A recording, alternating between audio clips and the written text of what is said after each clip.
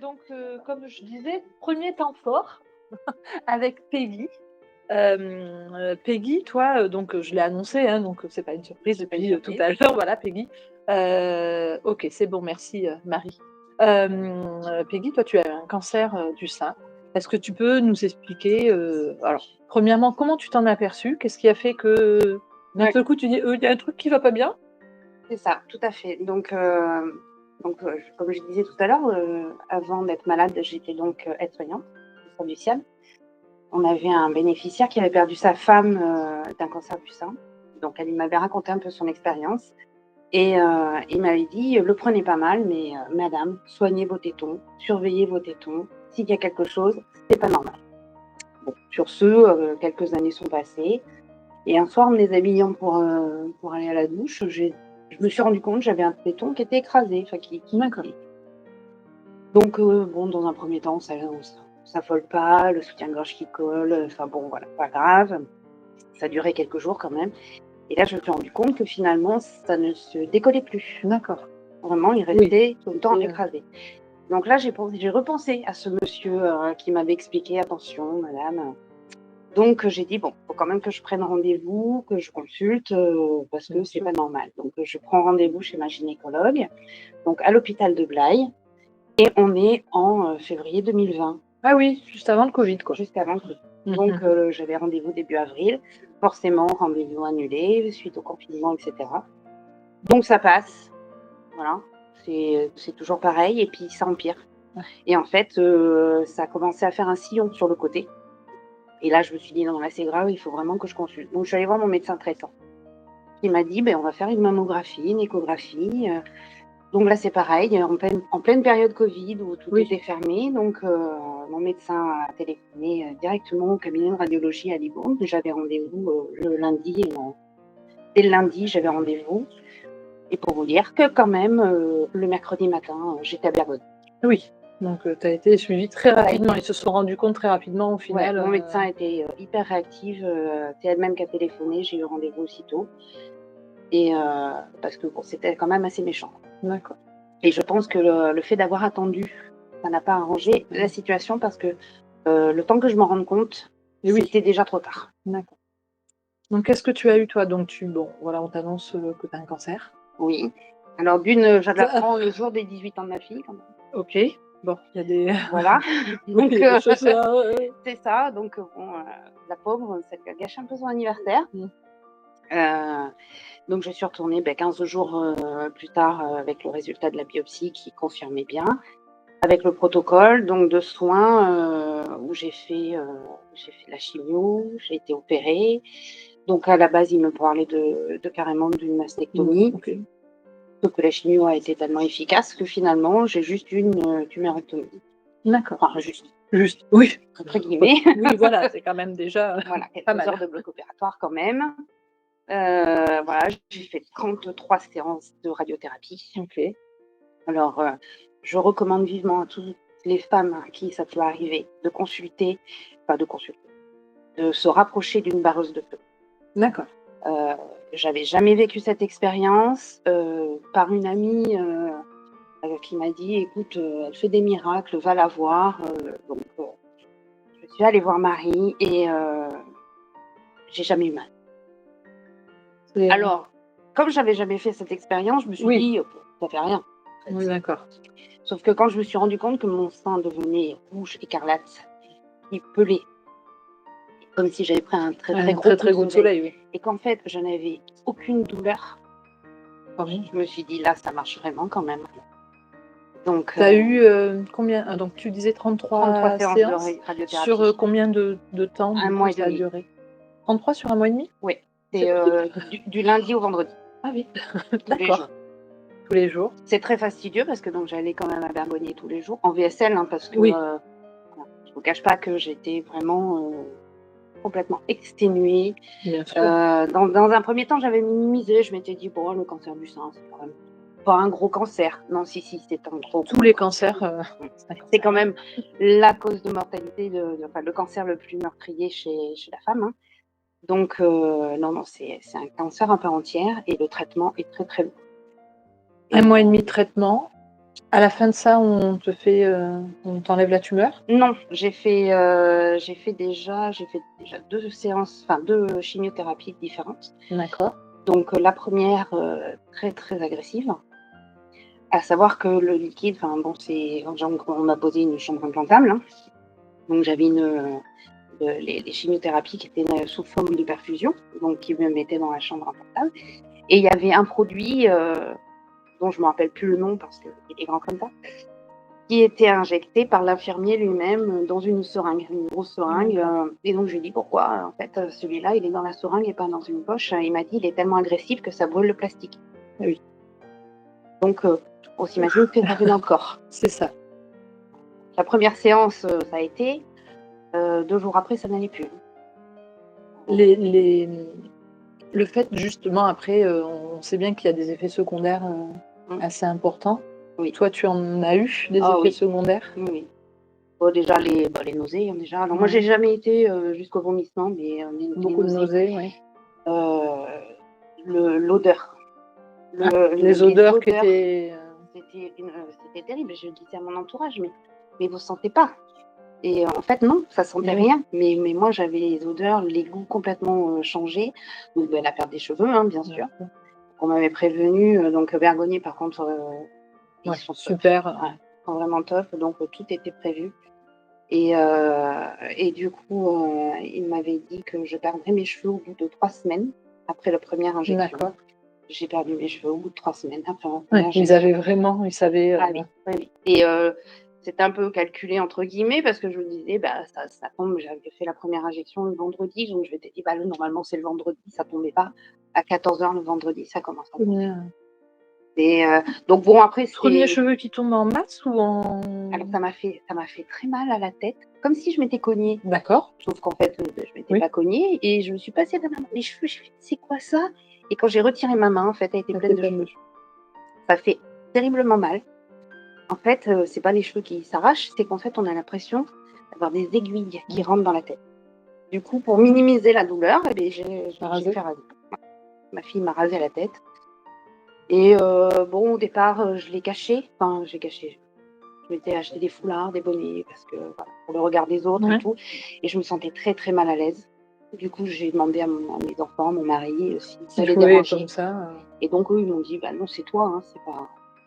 Et du coup, j'ai assumé complètement le fait de ne pas avoir de cheveux parce que de toute façon, j'ai pas perdu mes cheveux parce que j'étais malade, j'ai perdu mes cheveux parce que je me soignais. Et oui, tout à fait. Donc, c'est une nuance qui est très importante. Ouais. Donc, après, ça repousse quelques mois après. Ah, ça repousse très ça repousse bien. On est d'accord. Ça repousse très bien. Alors, bon, après, ça dépend. Donc, moi, je sais que sur les conseils de ma coiffeuse, je les ai rasés 2-3 fois. Pour pouvoir leur redonner. Voilà. Parce qu'après, sinon, ça peut pousser partout.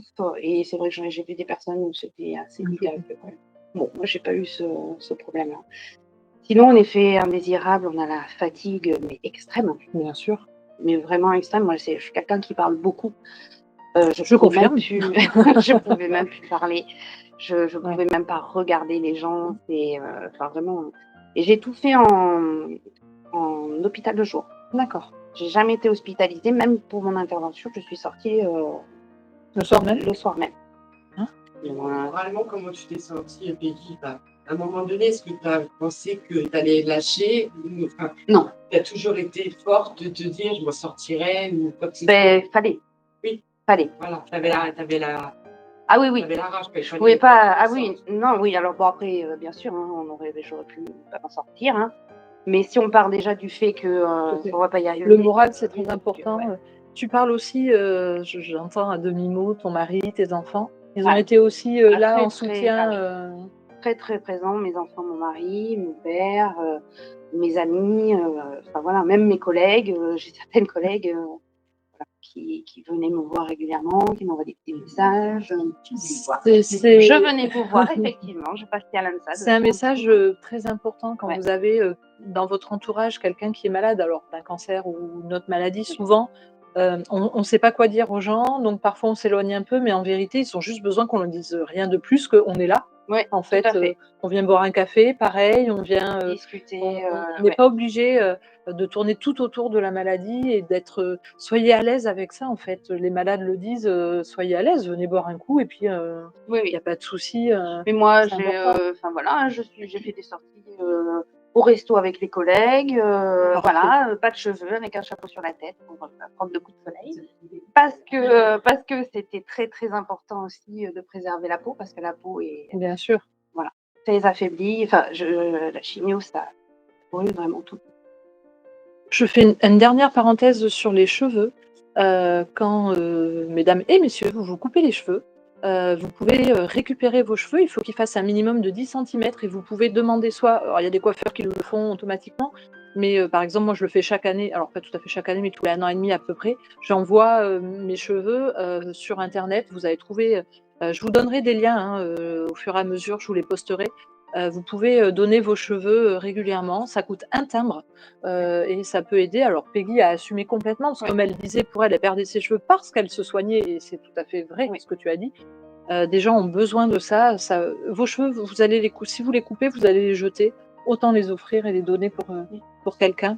Vous pouvez, voilà, il faut un minimum de 10 centimètres, mais vous pouvez le faire et demander au coiffeur, voilà, de récupérer votre mèche de cheveux pour pouvoir En l'envoyer. faire don Ça, et c'est la pour opérer. parenthèse, exactement, la parenthèse cheveux. Heu, mais c'est important aussi quand vous, des fois on dit: «On peut pas donner». Moi je vous incite évidemment à faire des dons, à la ligue, et cetera, tout ce qui peut aider la recherche. Mais parfois financièrement, on est un peu embêté, on peut pas faire des dons. Quand on doit, d'abord manger avant de faire un don à une association, on mange d'abord, on est d'accord? Les cheveux, si vous les jetez, même si vous les coupez vous-même, sûr. vous pouvez les envoyer, ça coûte un timbre. Donc n'hésitez pas à le faire, aussi. Donc on revient sur toi, Peggy, Sur quand mon on parle des parcours, cheveux, sur ton voilà. parcours Oui, donc 2 c'est enfin 2 de 2 de chimios, chimio. différentes. Donc la première, donc très agressive, qui a fait bien réduire la tumeur, qui m'a permis, de pouvoir garder l'intégrité de mon sein. Bien sûr, c'est La pas rien. seconde, qui a travaillé aussi pas mal, parce que j'avais aussi, la chaîne ganglionnaire D'accord, qui était touchée. voilà, qui était cancéreuse. Du coup, j'ai suivi donc une intervention, donc où ils ont enlevé toute ma chaîne ganglionnaire plus, la tumeur ectopique. Donc tout ça à Bergonié, encadré. Alors c'est rien de féministe, hein, c'est que par des femmes médecins, que ce soit, l'oncologue, la chirurgienne, l'anesthésiste, enfin bon, tout, enfin beaucoup Tu de t'es femmes. sentie à l'aise? Tu t'es sentie, Ah oui, entourée? complètement. Ah oui.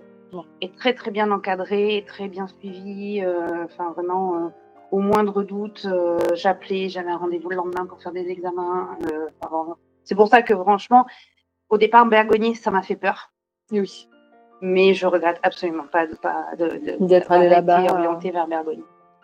Et donc après donc l'intervention, j'ai donc eu ces 33 séances de radiothérapie. En même temps, j'avais de l'immunothérapie, donc pour canaliser, voilà, pour finir d'enrayer le problème. Et depuis, depuis août 2021, ouais, c'est ça, j'ai fini tous les traitements, l'immunothérapie. l'immunothérapie en août 2021 et j'ai commencé l'hormonothérapie. D'accord. Et donc là, je suis en traitement pour 10 ans. D'accord. Tu as des suivis réguliers du coup? 2 fois par an. 2 fois par an, suivis, voilà, Voilà. pour être sûr que Une fois avec mon oncologue et 6 mois plus tard avec le radiothérapeute. Voilà. L'hormonothérapie, bon, au départ, ça a été un peu dur au niveau des articulations, puisque ça s'en prend un petit peu à tout ce qui est osseux. Donc, l'hormonothérapie, c'est un peu compliqué au départ. Je connais des femmes qui ne l'ont pas supporté. D'accord. Moi, aujourd'hui, ça va. À part que ça décuple voilà, pas mal de petits soucis. Quand on a un mal de tête lambda, un peu plus fort. et plus fort. Voilà, les douleurs diffuses, elles sont plus fortes. Mais sinon, tout va bien aujourd'hui. On est ravis. Voilà. Hormis le fait que j'ai gardé quand même une difficulté au niveau de mon bras droit qui a été opéré. Et c'est pourquoi je ne peux plus être aide-soignante à ce jour. Mais j'ai eu la chance d'être placée Voilà, en chargée de relation. On ne la laisse pas partir, on la garde. On va lui trouver Et aujourd'hui, donc, tu t'occupes à l'AMSAD, donc tu es chargée de relations sur notre antenne située à Blaye. Voilà. Tu accueilles les gens, tu vas chez les bénéficiaires, c'est ça? Tout à fait. Je les aide différemment. Voilà. Je les aide administrativement. Voilà. Donc n'hésitez pas si voilà, vous avez aussi sur le territoire de la Haute-Gironde, hein, bien évidemment, parce qu'on peut être suivi dans la France entière et dans le monde entier grâce à ce direct, hein, évidemment. Mais si voilà, si vous avez aussi des questions sur voilà, mon grand-père, ma grand-mère ou moi j'ai besoin d'aide, vous pouvez nous appeler à l'AMSAD. Et si vous êtes sur le territoire blayais, vous aurez Peggy qui sera là. Alors on a Julie. Coucou Julie qui nous dit bravo Peggy. On a aussi Marie qui nous dit merci Peggy de parler des coupeurs de feu. Ils permettent de lutter et d'apaiser les brûlures dues au traitement. Et alors on a un autre, mais c'est pour Sandrine derrière, Pascal qui dit dis donc pas si vite Sandrine. Alors je sais pas, apparemment tu vas vite Sandrine. Donc pas si vite Sandrine. Je reviens sur les barreurs du feu justement, et effectivement c'est très très important. C'est quelque chose qui en 2020 n'était pas vraiment reconnu, donc notamment à Bergonié, personne n'en parlait. Je sais qu'il y a des centres, des hôpitaux où c'était suggéré, voilà. Et c'est des cartes de visite un petit peu à portée de main. J'ai lu récemment un article du professeur, d'un professeur de radiothérapie que je consulte à Bergonié, qui a écrit un article sur les barreurs de feu. Et donc aujourd'hui, Bergonié a à disposition aussi des adresses. Des adresses. En fait, je crois qu'il ne faut pas s'interdire. Alors, il ne faut pas se dire qu'on ne fait pas de traitement et on va voir que. Ah non, pas du tout. Absolument pas. Hein. C'est pas du tout ce qu'on est en train de dire. Non, c'est pas du tout un traitement. Voilà. C'est pour soulager. Donc, et même au niveau moral, ça marche. Ça marche beaucoup. Déjà, quand on souffre pas. Oui, c'est bien. C'est bien. Déjà. Oui. Qu'est-ce que tu pourrais dire du coup à une jeune femme, une femme un peu plus mûre, qui serait aujourd'hui en train de s'interroger en disant c'est vrai que moi j'ai peut-être ça aussi. Consulter, et n'attendez pas. N'attendez pas, parce que moi je pense que c'était très méchant parce que j'ai attendu. Mais dans un premier temps, je pense que j'étais un peu dans le déni aussi. Je voulais pas me dire que c'était grave. Alors que quand même je suis aide-soignante et que. Et oui, mais bon. ça. Mine de rien, je le savais. Mais non, on repousse toujours le délai. Et c'est pas bon parce que du coup, plus on repousse et plus ça s'aggrave. Hein, parce que ne faut pas croire, ça ne se résout pas tout seul. Et plus c'est grave et plus c'est compliqué. Donc n'hésitez pas. Voilà, n'hésitez pas à consulter. Même un médecin traitant. Voilà, moi, j'ai la personne en qui vous avez plus confiance au départ, ça peut être ça aussi. Ouais. Mais n'hésitez pas à consulter, en effet.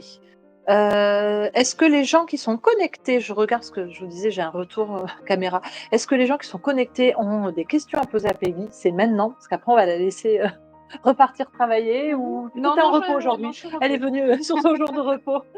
Donc si vous avez des questions à poser à Peggy, vous avez une demi-minute. Hop, pour la faire. Allez-y, prenez vos claviers, posez-nous vos questions, il n'y a pas de souci. J'en profite moi pour dire que, en effet, des fois on a un peu la trouille et on n'ose pas y aller. Cancer du sein, c'est aussi pour les hommes, donc n'hésitez pas aussi. Et je fais une petite parenthèse sur le cancer des testicules, c'est aussi un cancer qui existe chez les hommes. Pareil, hein, messieurs, palpez-vous et si vous sentez une petite grosseur, allez voir quelqu'un. Oui, c'est pas hyper facile d'aller voir, mais ça peut aussi sauver des vies. Bonjour, quel a été le déclencheur pour elle d'aller consulter et de ne plus attendre? Qu'est-ce qui t'a fait dire, allez, là, il faut y aller? Quand ça commençait à creuser sur le sillon, ça m'a creusé un sillon sur le côté. Donc, en plus du téton, ça commençait à écraser le sein. Ouais, donc, là, ça a été vraiment... Donc là, je me suis dit, là, non, c'est vraiment... Ça s'aggrave, en fait. C'est l'aggravation, c'est pas le... Parce que... Est-ce que tu te sentais bien ou est-ce que tu étais fatiguée? Je n'ai jamais eu de douleur, jamais rien. Je n'ai jamais rien ressenti, hormis physiquement, en fait. Hormis, voilà, physiquement, on voyait quelque chose. Alors, si ça se trouve, je m'en étais pas rendu compte et ça faisait déjà un petit moment que c'était sous-jacent, que j'ai pas prêté attention. Pas plus de fatigue, pas plus de douleur au sein, pas plus de... Ah, j'ai jamais eu de douleur.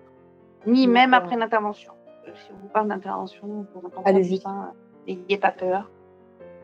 Mais non, le plus dur, c'est vraiment les chimios. Oui, là où c'est le plus compliqué. Ouais. Mais sans ça, peut-être qu'aujourd'hui, tu ne Ah serais oui. pas à côté de nous Ça, c'est pour ça, en quoi. discuter. Donc, Ça, c'est ça. il ne faut pas hésiter. Merci, Benoît. Allez, Peggy, merci beaucoup. Un Mais grand merci à toi pour ce merci témoignage. à toi, merci à vous de C'est pas voilà, de toujours m'avoir évident de sollicité. venir parler de ça et merci à toi de faire ce Après, témoignage-là. voilà, c'est un combat qui me concerne pas qu'à moi, hein, ça concerne tout le monde, ça peut arriver à n'importe qui. Voilà, il faut pas lâcher. Survivor. Touchez-vous les nénés. On va vous montrer ça tout à l'heure. On va Voilà. laisser les gens derrière nous pédaler encore un peu, puis on revient. Ouais, on va voir ça du coup. Comment on fait avec l'autopalpation? On va avoir des relais. Hein. Ne vous inquiétez Ouais, pas, mesdames. elle Elle commence à plus en pouvoir. On les cache, mais on va faire des relais. Merci beaucoup. Merci Caro. beaucoup, Peggy.